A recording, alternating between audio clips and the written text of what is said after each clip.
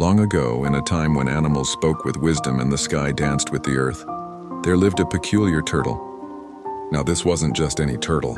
This was Kamba, the most ambitious turtle anyone had ever known.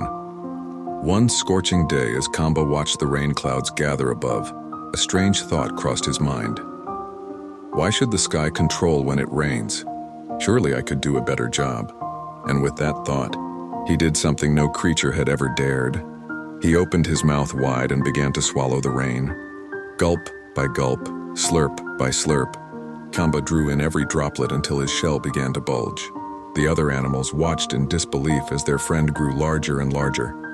The elephants trumpeted warnings. The birds chirped in panic. But Kamba just kept drinking.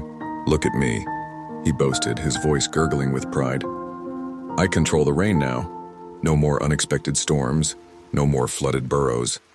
But as his shell stretched to hold the weight of countless clouds, something strange began to happen. The world started to tilt. You see, Kamba had become so heavy with rain that the earth couldn't stay balanced. Trees began to lean, rivers flowed backward, and poor Zebra found himself sliding uphill. "Stop this madness!" pleaded wise old Lion. "The rain belongs to everyone and no one. Nature has its own rhythm, its own dance." But Kamba was too full of himself, quite literally, to listen. That is, until he hiccuped. And with that tiny hiccup, a crack appeared in his shell. And suddenly, whoosh, the rain burst free in a magnificent explosion.